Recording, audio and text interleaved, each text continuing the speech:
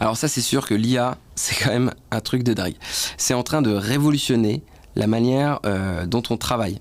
C'est assez profond et je pense qu'il y a, au début 2026, il y a des gens qui commencent à le voir venir, mais la majorité de la population n'est pas encore prête pour ça.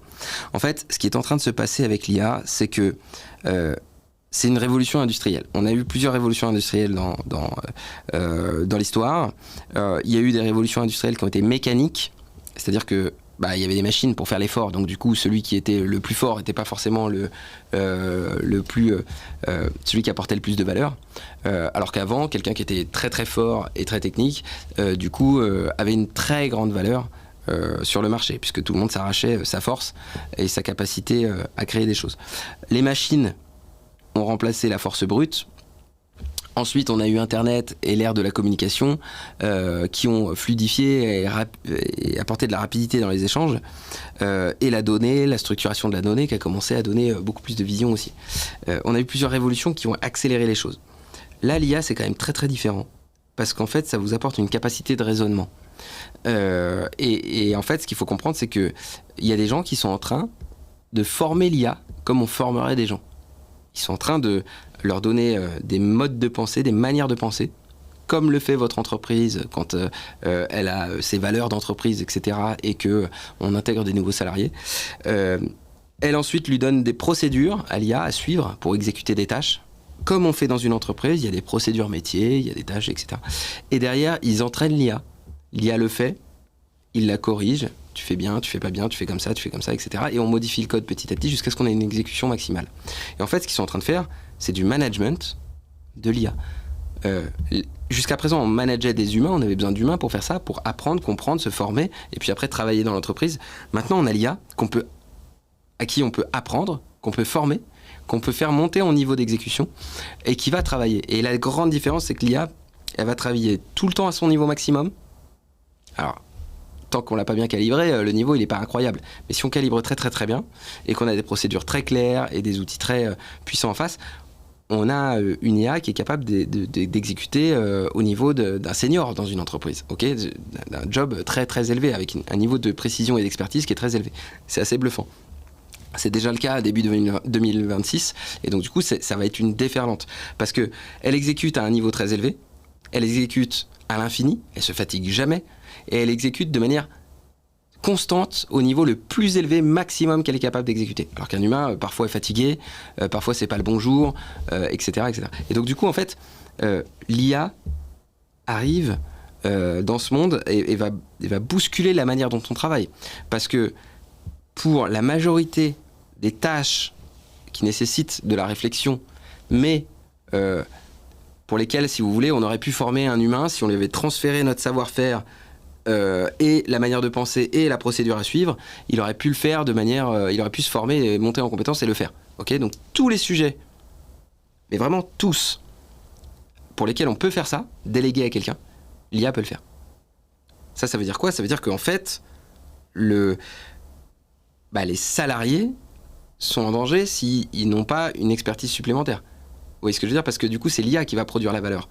C'est plus l'humain. Donc l'humain, il apporte quoi comme valeur ? L'humain, il apporte l'éthique, la prise de recul, que l'IA n'a pas encore sur elle-même.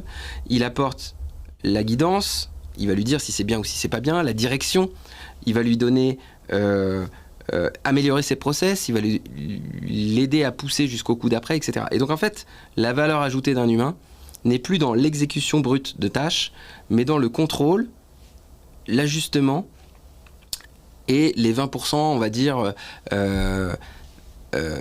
créatif ou d'optimisation après que le travail soit fait. Et donc si un humain travaille avec la machine, ce qui est magnifique, c'est qu'il va dépenser presque plus aucune énergie à faire ce qui prenait 80% de son métier avant, et il va rajouter toute son énergie juste sur le petit truc qui fait aller plus loin, qui fait augmenter le niveau. Et donc en fait, on va avoir des gens, ceux qui maîtrisent l'IA, qui vont être capables de délivrer un niveau d'exécution, un niveau d'expertise qui va être redoutable à un niveau très très très élevé en faisant très peu d'efforts. Et c'est ça qui est en train de se passer. Dans les grandes entreprises qui déjà ont annoncé plein de plans de licenciement parce qu'ils n'ont plus besoin de tous ces gens qui vont juste exécuter, qui vont lire des dashboards, des tableaux de bord, qui vont faire des récapitulatifs, qui vont faire des analyses, qui vont faire des préconisations, etc. L'IA peut le faire. Le seul truc qu'elle peut pas faire, c'est trancher, décider. Mais ça, c'est la chaîne hiérarchique qui le fait.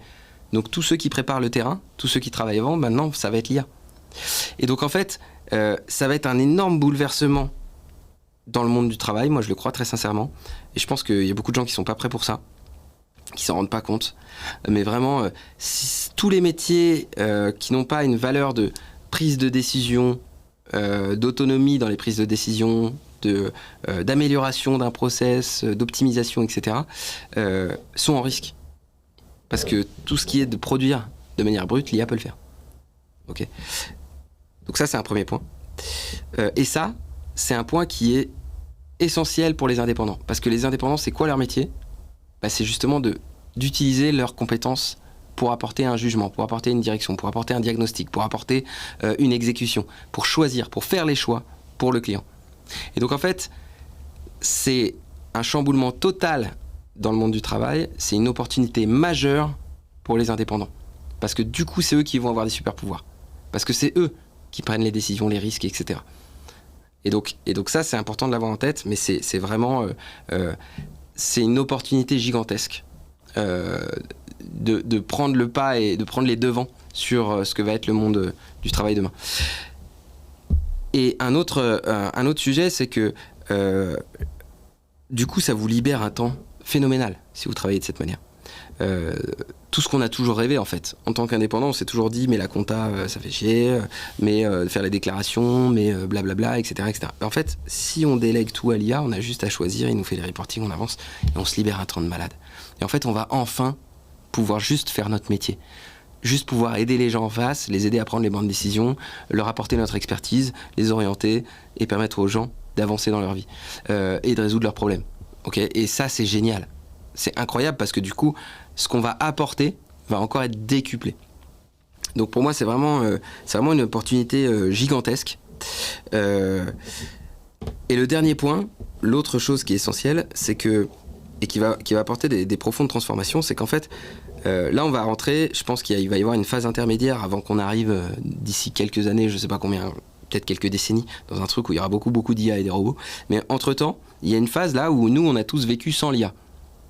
Okay, nos enfants, ceux qui sont tout petits aujourd'hui, je ne sais pas comment ils le vivront dans 20 ou 30 ans. Mais aujourd'hui, tous ceux qui sont dans le monde du travail actuellement et qui vont vivre cette arrivée massive de l'IA et ce grand bouleversement vont avoir un besoin de retrouver du contact humain. À un moment ou à un autre. Parce que du coup, l'IA va faire plein de trucs, mais à un moment...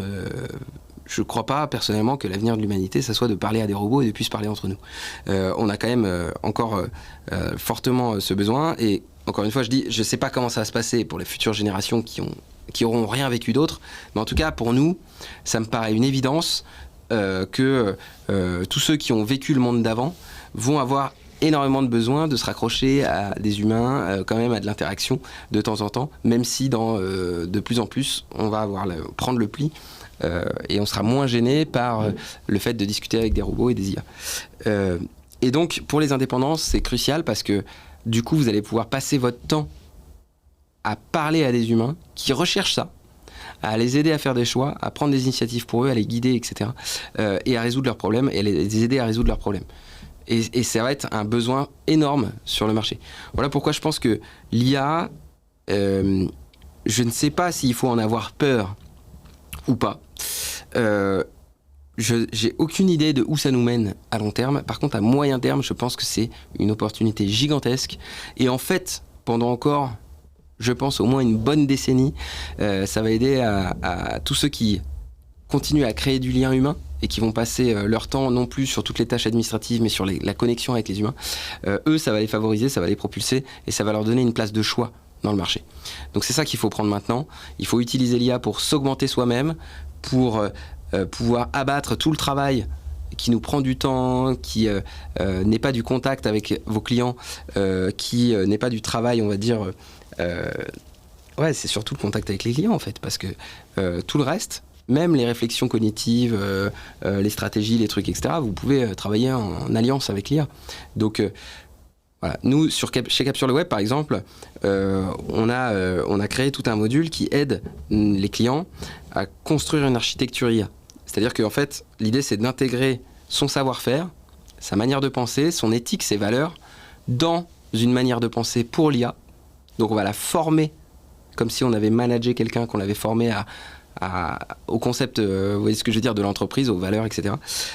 Et du coup, si l'IA est formée là-dessus, ensuite on lui donne les procédures à exécuter. Et une fois qu'elle a la manière de faire et les procédures, du coup, là, vous avez créé votre deuxième cerveau, vous avez créé votre premier salarié IA, en fait.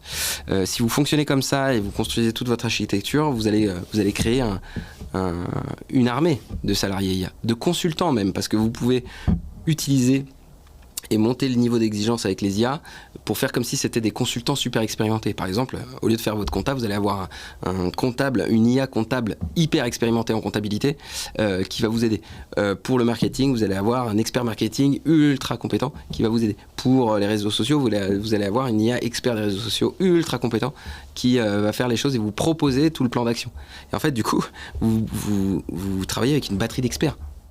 Et ça, c'est incroyable pour un indépendant. C'est qu'en fait, pour la première fois, pour une somme modique, vous allez avoir accès à tous les meilleurs experts sur tous les meilleurs sujets pour votre entreprise, 7 jours sur 7, 24 heures sur 24, à tout moment.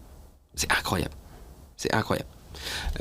Donc, pour moi, c'est un monde passionnant qui arrive. C'est une chance de vivre à cette époque. Et cette phase de transition, elle est incroyable. Après, encore une fois, dans 20 ans, 30 ans, je ne sais pas ce que ça donnera, mais je suis pas magicien et donc je lis pas l'avenir non plus.